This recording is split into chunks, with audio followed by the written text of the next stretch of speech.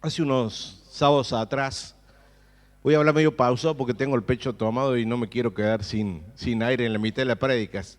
Si no, ya le dije a la pastora que continúe ella, así que debe estar preparada ahí. Hace unos sábados atrás hablé sobre la diferencia de lo profundo y lo superficial. ¿Recuerdan? Por lo menos el título, la diferencia de eso, ¿no? Y los resultados de ambas cosas, ¿no? Y hoy quiero hablarles sobre la diferencia entre la ignorancia y el saber, también encontrando diferentes resultados. Hay un dicho popular que dice que el saber no ocupa lugar. Vos que sepas más, sepas menos, la cabeza no se te va a agrandar ni se te va a achicar. Pero el saber no ocupa lugar. Y también hay otro dicho popular que dice que la ignorancia es peligrosa, es costosa y muchas veces está fundamentada en la necedad. Se los vuelvo a repetir, la necedad es peligrosa, es costosa y muchas veces está fundamentada en la necedad. ¿Por qué será que es costosa? Usted y yo sabemos y vivimos como país que a causa de una ignorancia de aquellos que manejaron los recursos por años en este país, hoy estamos entre uno de los países con mayor pobreza y mayor inflación. Cuando hace 70 años atrás éramos el granero del mundo, hoy somos uno de los pueblos, de los países con mayor inflación y con mayor pobreza. Así que miren si no es costosa la ignorancia de haber sabido manejar los recursos de este país.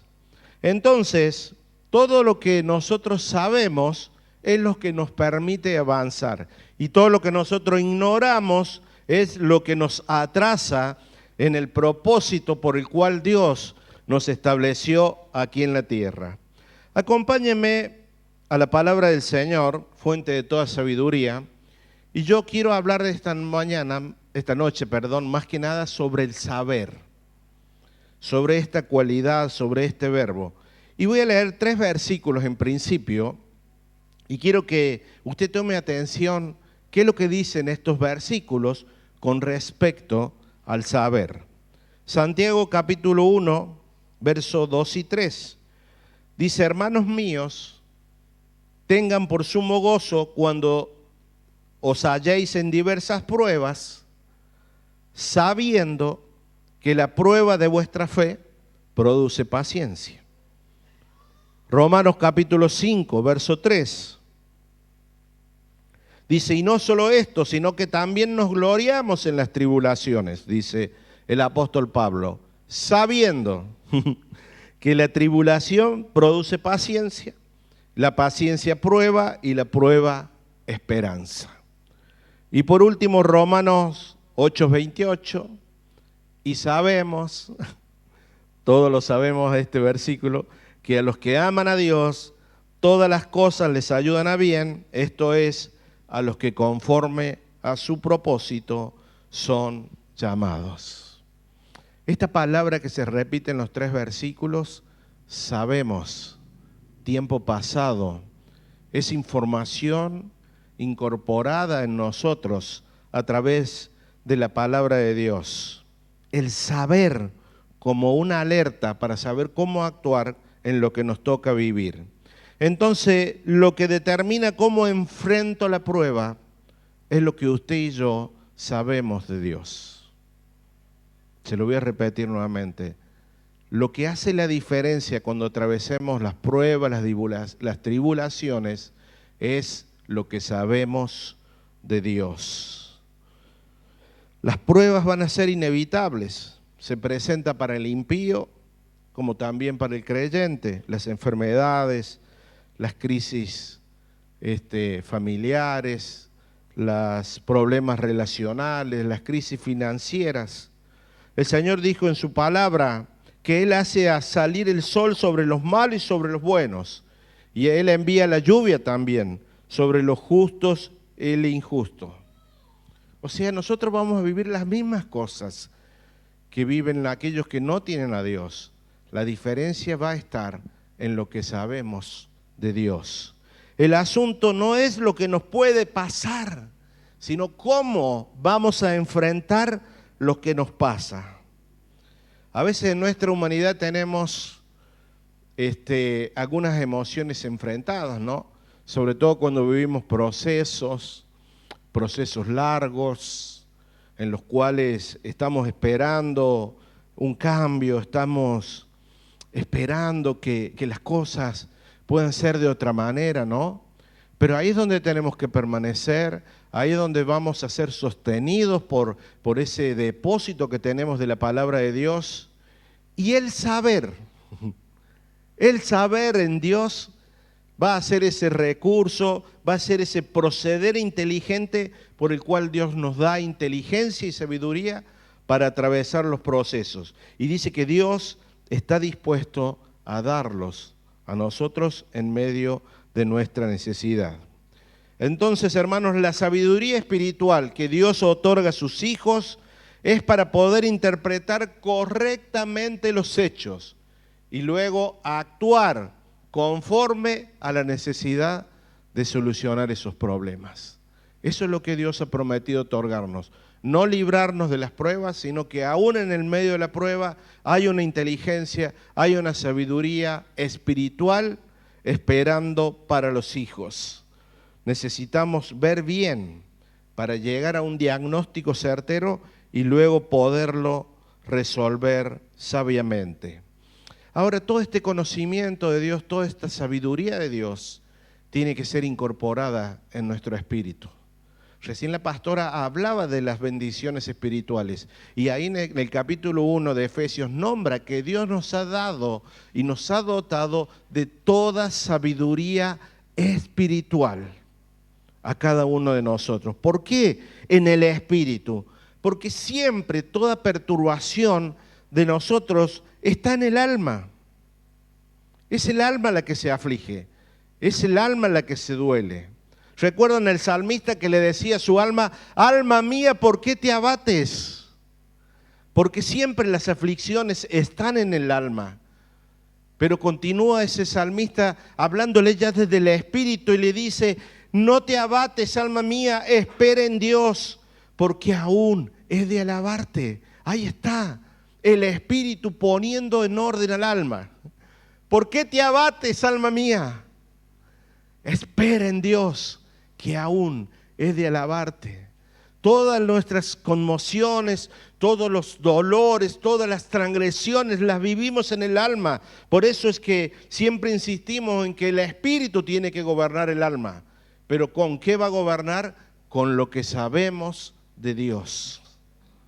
Con lo que se ha incorporado en nosotros a través de la palabra de Dios. Ese depósito que siempre insistimos que tiene que haber en nosotros de la palabra de Dios. Y en los momentos difíciles, ese depósito, lo que sabemos de Dios, cumple una función esencial.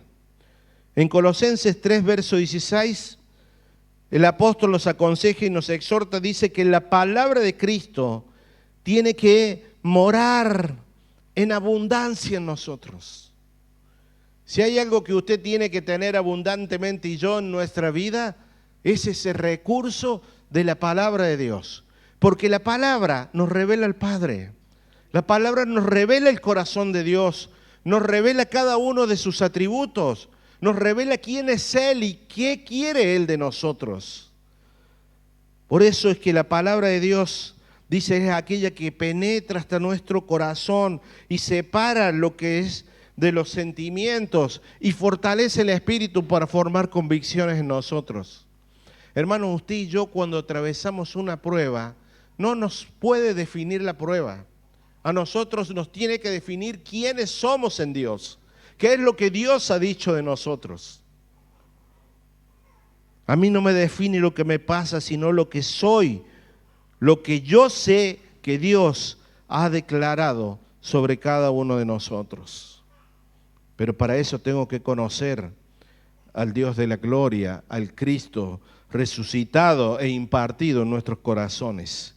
Según de Timoteo capítulo 1, verso 12.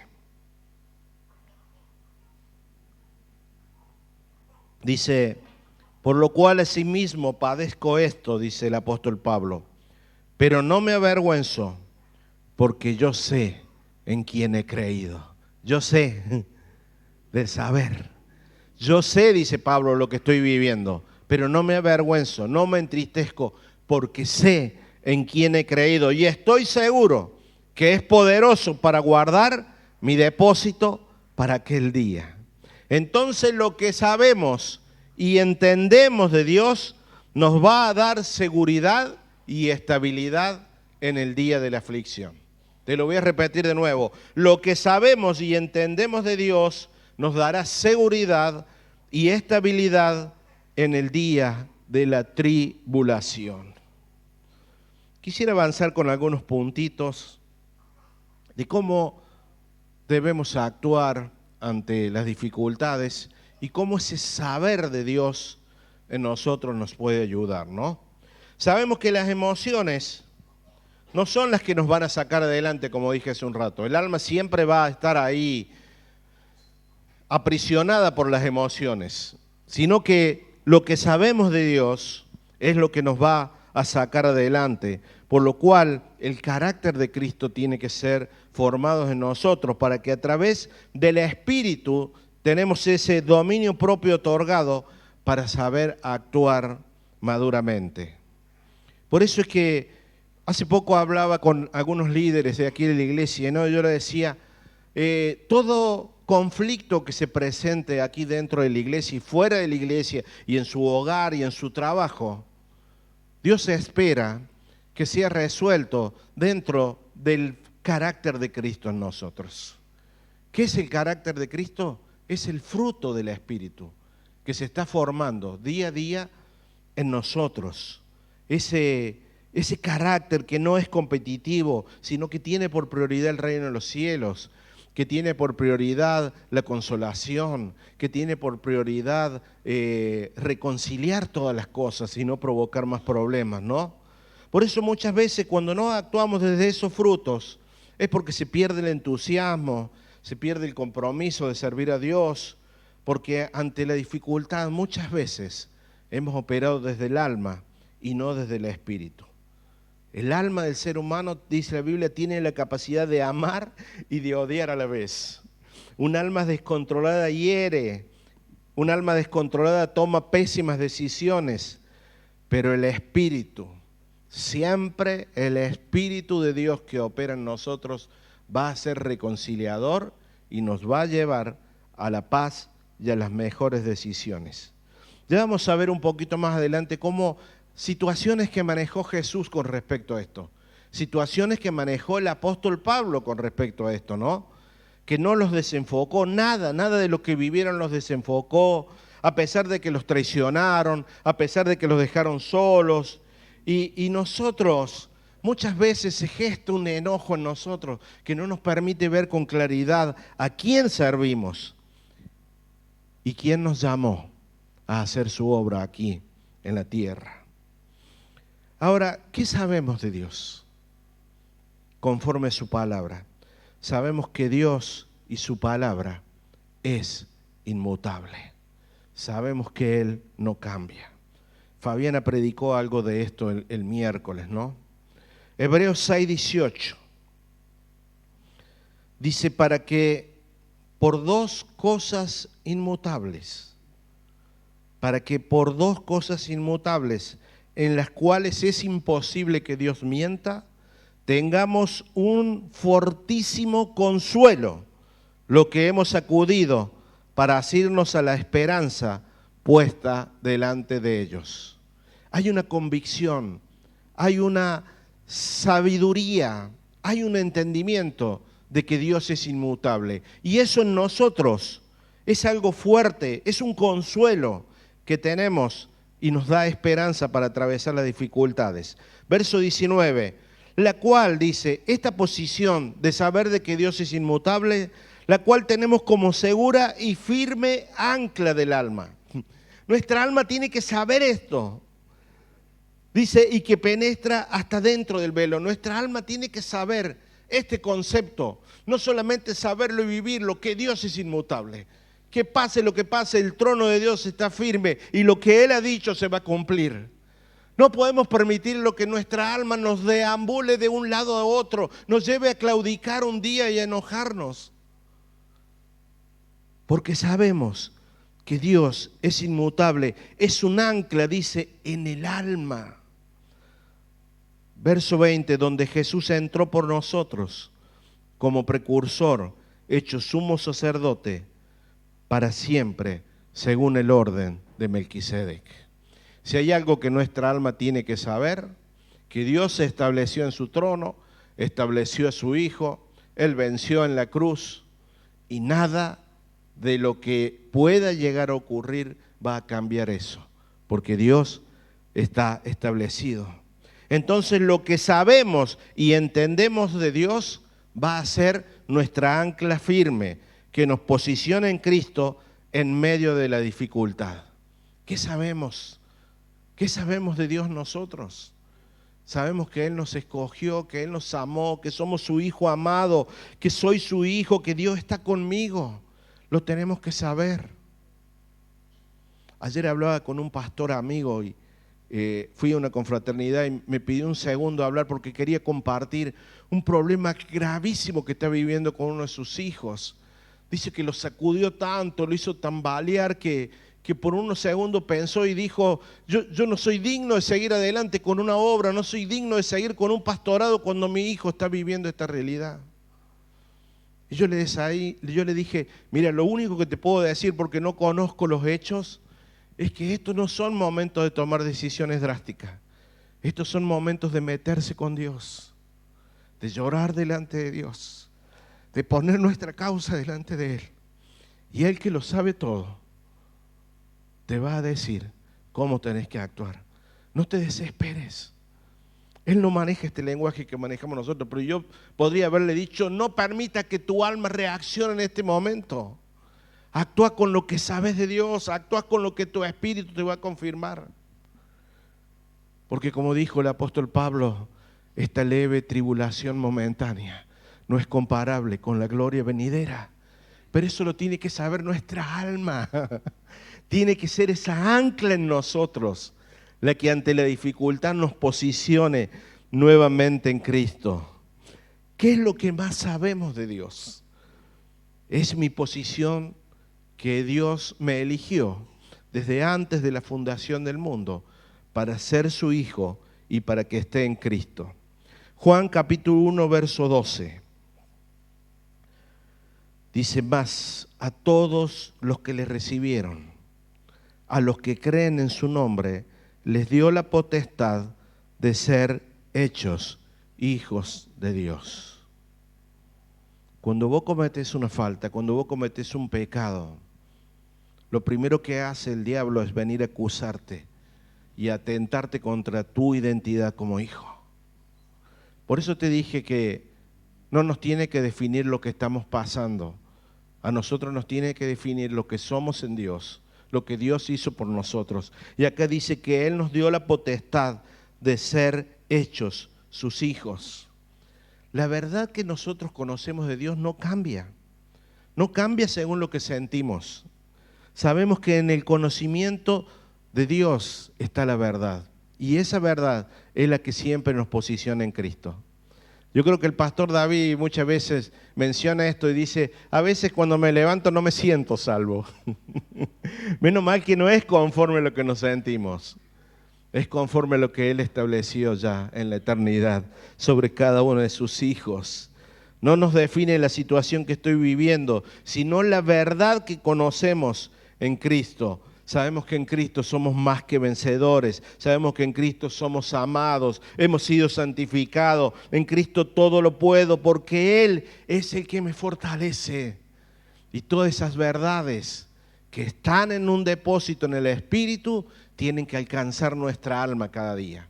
Así se salva el alma cada día, redimiéndola a través de la palabra, consolidándola a través de la obra del Espíritu Santo en cada uno de nosotros. Entonces la verdad de Dios sobre nosotros es lo que determina nuestra condición en esta vida temporal que nos toca vivir.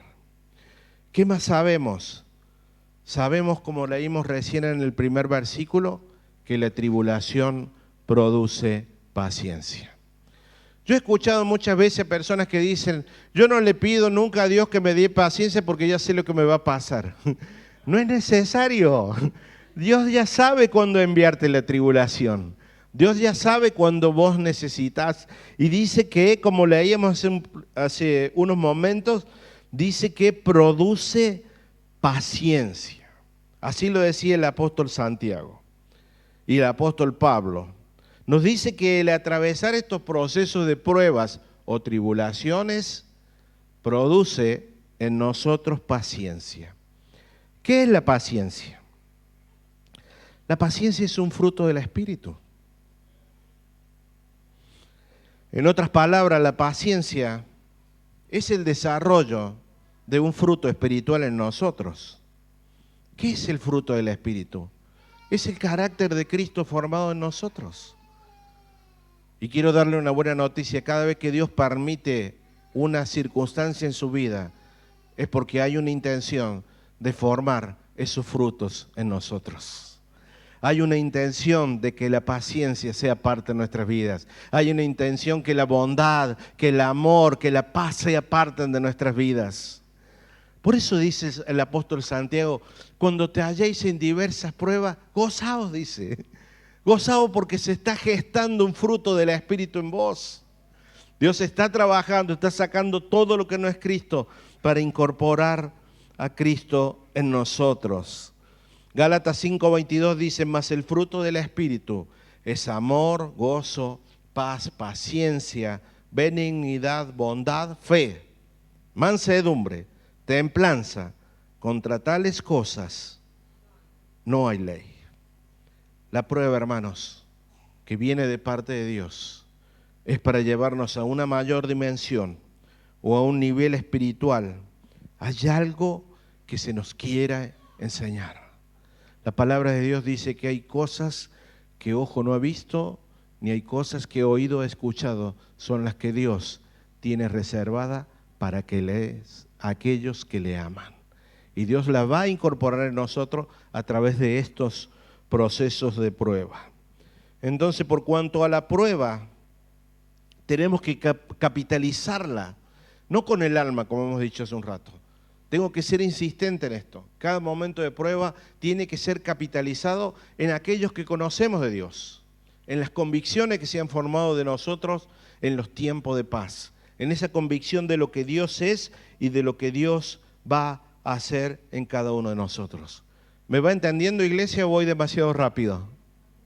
Lo que sabemos de Dios, las vivencias que tenemos en Dios. El autor de Hebreos, vamos a leerlo, Hebreos 12, verso 2. Aquí nos dice cómo manejó Jesús esas circunstancias adversas que les tocó vivir. Dice, puesto los ojos en Jesús, el autor y consumador de la fe, el cual por el gozo puesto delante de él sufrió la cruz, menospreciando el oprobio, y se sentó a la diestra del trono de Dios. Cada cosa que Jesús vivió en adversidad aquí en la tierra, las vivió con gozo, dice, teniendo por delante la obra que él había sido llamado a hacer. Del mismo modo lo hizo el apóstol Pablo.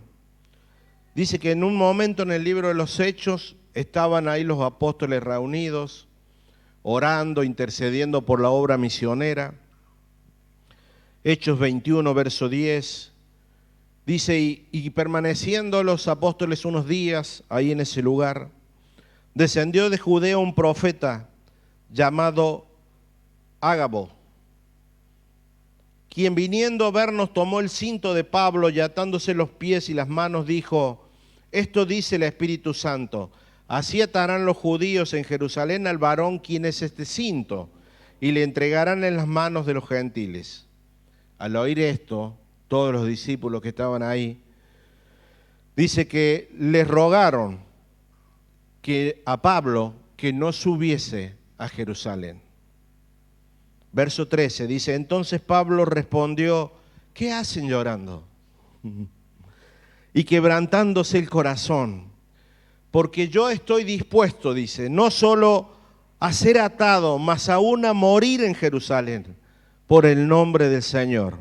Y dice que como no pudieron persuadirlo, desistieron diciendo, hágase la voluntad del Señor.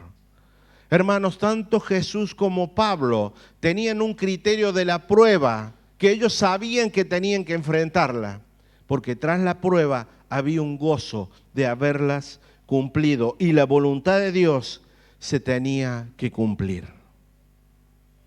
Yo me ponía en el lugar del profeta porque era un profeta de Dios, era certero lo que él estaba diciendo y eso sucedió. Decirle a una persona, vas a ir a ese lugar, pero vas a sufrir estas cosas. Claro, a veces es más fácil decirle a la congregación, te va a ir bien, te va a ir lindo, somos todos bendecidos, somos buenos y Dios nos va a hacer más buenos. Es más fácil ese mensaje. Pero el evangelio no es ese. El evangelio es que aunque te toque atravesar pruebas, Dios va a estar con vos. Y tiene que haber un gozo desarrollado en vos. Tiene que haber una paciencia, tiene que haber una bondad, tiene que haber un fruto del Espíritu desarrollado para poder entender y salir adelante. ¿Qué más sabemos de Dios? Lo que leíamos recién en Romanos 8:28. Que todas las cosas ayudan a bien a aquellos que han sido llamados. Este versículo siempre tenemos que entenderlo dentro del contexto. El contexto de este versículo es que hemos sido llamados a compartir los sufrimientos de Cristo y la gloria de Cristo. Todas las cosas que nos suceden estando en Cristo van a ser para que sea desarrollado el propósito eterno de Dios en nuestras vidas. Tenemos que saberlo. Y parte de ese combo son sufrimientos y padecimientos por causa de Cristo. Filipenses capítulo 1, verso 29. Dice el apóstol Pablo, porque a vosotros nos es concedido a causa de Cristo, no solo que creamos en Él, sino también que padezcamos para Él. Así que cuando la Biblia dice que todas las cosas nos ayudan a bien conforme a un llamado, está ligado a este versículo. No solamente que creamos, sino también que padezcamos por causa de Él. Por eso es necesario conocer y entender el propósito eterno de Dios. Porque el propósito eterno de Dios nos hace quitar la mirada de nosotros mismos y nos hace mirar y entender por lo cual Dios nos estableció aquí en la tierra. ¿Cuáles son los planes que Dios tiene para cada uno de nosotros? Si es necesario padecer por causa de Él y en ese padecimiento estar firmes, constantes en el lugar donde Él quiere que estemos cada uno de nosotros. El mismo apóstol Pablo desde la cárcel le escribía a la iglesia de Filipo, Filipenses 1, verso 12, y dice, quiero que sepan, hermanos, que las cosas que me han sucedido han redundado más bien para el propósito del Evangelio. Filipenses 1, 12. Dice, quiero que sepan, no estén tristes por mí, yo estoy preso. Pero dice, cada uno de los que están aquí han tenido la posibilidad de escuchar del Señor mientras yo estaba preso. No se preocupen, porque todo lo que vivimos va a redundar en crecimiento para el Evangelio del Señor. ¿Qué más sabemos de Dios? Hay muchas cosas que sabemos y a veces no las tenemos presentes. Primera de Corintios, capítulo 10, verso 13. Sabemos que Dios no nos va a dar más allá de lo que podamos soportar. Dice, no nos ha sobrevenido ninguna tentación que no sea humana, pero fiel es Dios, que no nos dejará ser tentados más allá de lo que podamos resistir, sino que dará también juntamente con la tentación la salida para que podamos soportar. Sépalo, que Dios nunca lo va a poner a usted en una situación que no la pueda soportar, sino que juntamente con esa situación le va a mostrar la salida. Voy a leer a modo rápido así algunos versículos más, porque si no se nos va a hacer muy largo. ¿Qué más sabemos? Dice el libro de Corintios. Sabemos que somos templo del Espíritu de Dios. Sabemos que somos habitación de Él. En primera de Juan, el apóstol Juan dice, sabemos que cuando Él se manifieste, seremos semejantes a Él, porque le veremos tal cual Él es. El mismo apóstol Juan dice, nosotros sabemos que hemos pasado de muerte a vida. Más adelante dice, sabemos que Él permanece en nosotros y su Espíritu nos ha sido dado para consolación de nuestras vidas. Un poquito más adelante el apóstol Juan escribe y dice, estas cosas les escribo a vosotros para que crean en el nombre del Hijo de Dios. ¿Para qué? Para que sepan que tienen vida eterna y para que crean en el nombre del Hijo de Dios. En otra carta el apóstol Juan dice, y sabemos que Él nos oye, cualquier cosa que pidamos, sabemos que tenemos las peticiones que le hayamos hecho. Sabemos que todo aquel que ha nacido de Dios no practica el pecado, o aquel que fue engendrado en Dios, Dios le guarda y el maligno no le toca. Todas las cosas que dice la Biblia que ya sabemos. Claro, cuando a veces hacemos una lectura rápida de la Biblia no podemos incorporar estos conceptos, pero por eso dice, sabemos.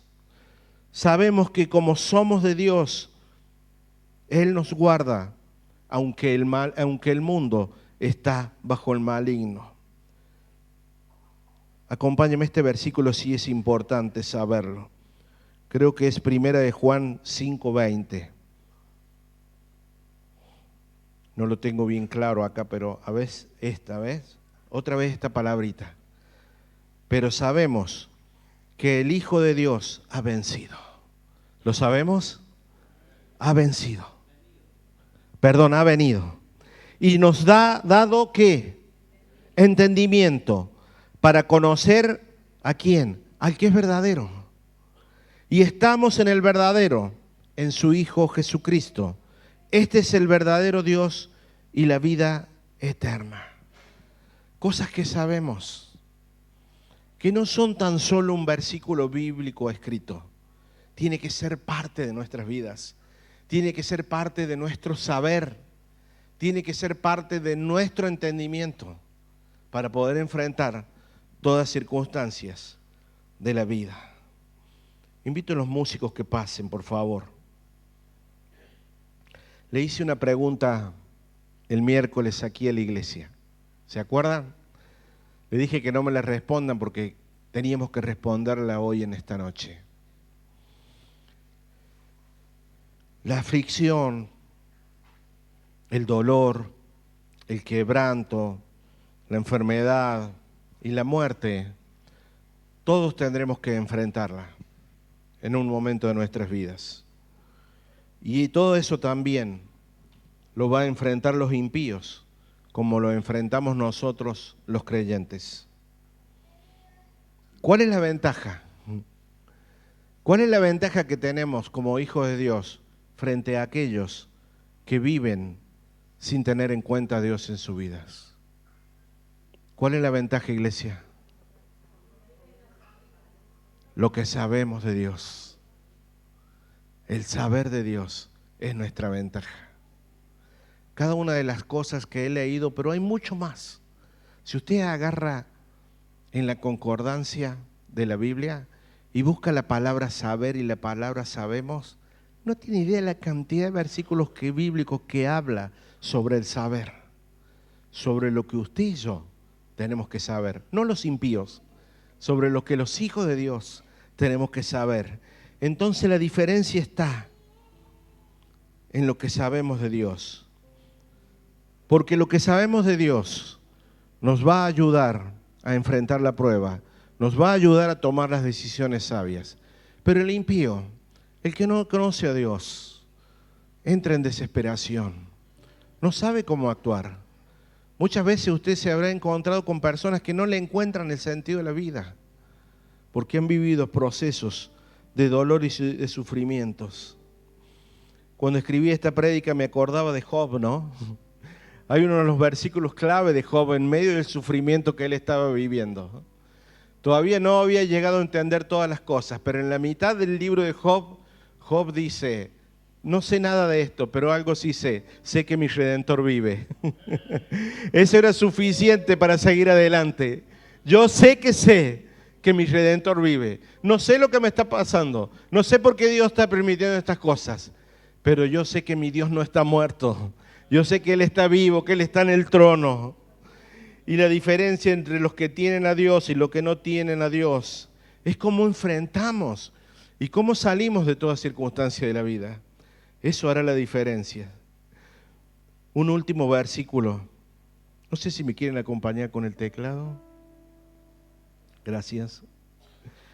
Miren lo que dice el apóstol Pablo. Unas palabras acá que parece un trabalengua, pero tenemos que entender lo que él está expresando en su espíritu. Segunda de Corintios, capítulo 4, verso 7. Vamos a leer hasta el verso 9 y después el 14. Dice el apóstol Pablo: pero tenemos este tesoro en vasos de barro, para que la excelencia del poder sea de Dios y no de nosotros. ¿De qué poder está hablando? ¿De qué tesoro está hablando aquí el apóstol? ¿Quién es la vasija de barro? Nosotros. ¿Cuál es ese tesoro que tenemos acá? Es Cristo, el que ha sido impartido, su evangelio en nosotros. Y en el verso 8 dice: estamos atribulados en todo, mas no angustiados, en apuros, mas no desesperados. Hay circunstancias de la vida que usted y yo nos va a tocar vivir que tal vez nos lleve a una tribulación, nos lleve a estar en apuros, pero nunca vamos a estar en angustia y en desesperación, porque eso se gesta en aquellos que no tienen esperanza, eso se gesta en aquellos que no tienen a Dios. Pero usted y yo, por más que estemos en apuros, por más que estemos atribulados en todo, no entramos en desesperación, porque sabemos en quién hemos creído, porque sabemos que nuestro Redentor vive, como dice Job. Verso 9 dice: perseguidos, mas no desamparados, derribados, pero no destruidos. Tenemos una condición, pero no es una condición fatal. Tenemos una condición de ser perseguidos, de ser derribados. Algunas situaciones pueden derribarnos, pero no quiere decir que estemos derrumbados, no quiere decir que estemos desamparados, porque Dios ha prometido que estará con nosotros todos los días hasta el fin del mundo. Verso 14, otra vez esta palabra: sabiendo que el que resucitó a Jesús, a nosotros también nos va a resucitar con Jesús y nos presentará juntamente con vosotros.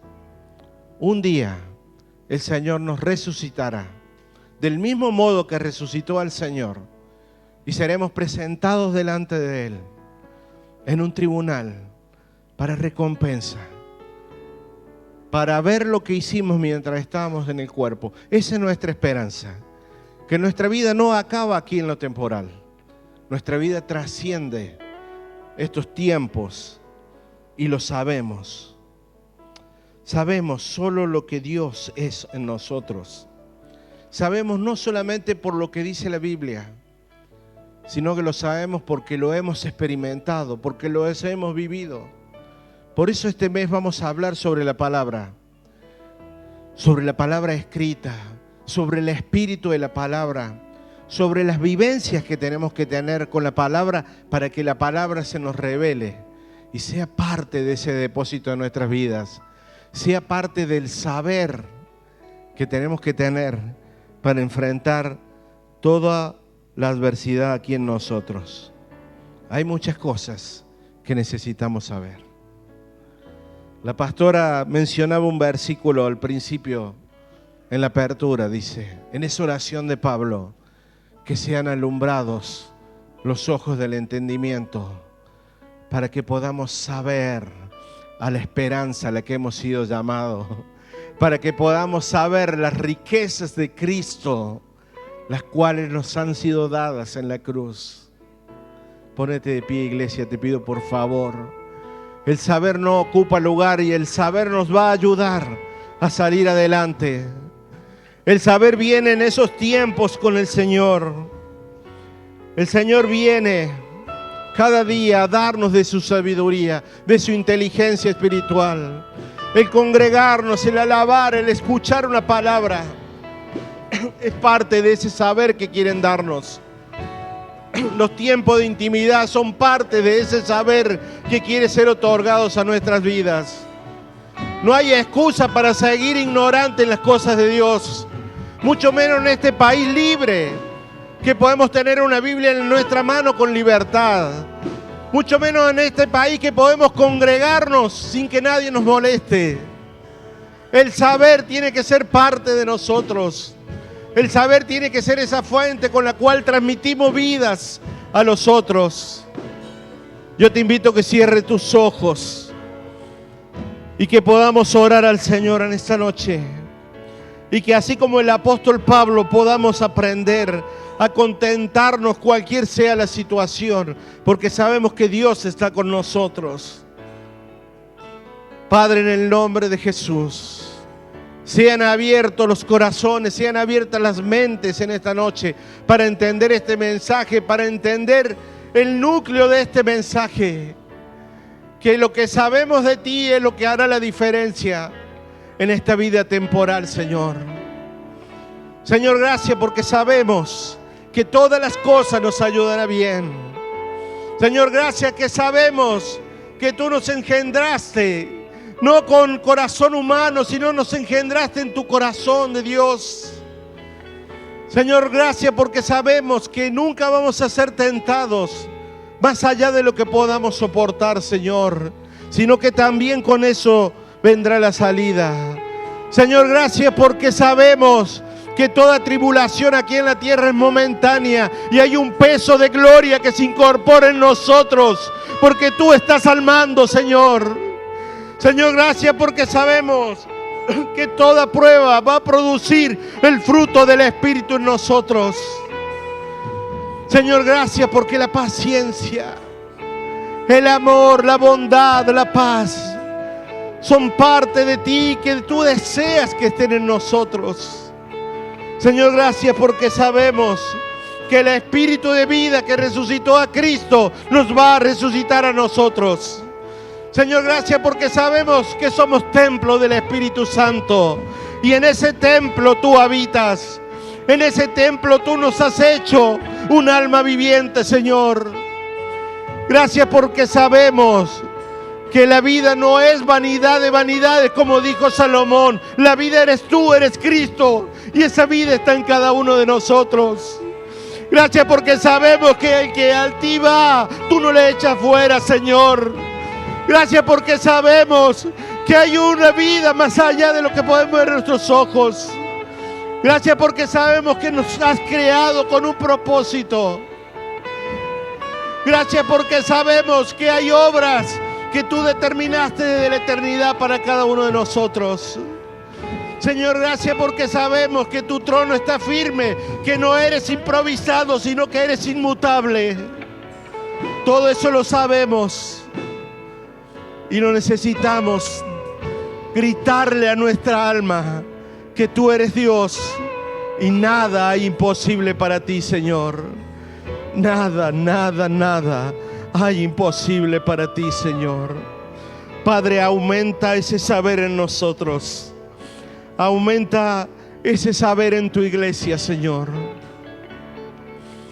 Porque todos aquellos que te conocemos no nos permite avanzar en esta tierra, Señor. Padre, gracias, porque tú dijiste que en medio de las pruebas, tú estás dispuesto a darnos sabiduría e inteligencia en forma abundante, Señor. Te amamos, Dios, y te necesitamos cada segundo de nuestras vidas. Adoremos al Señor por unos segundos.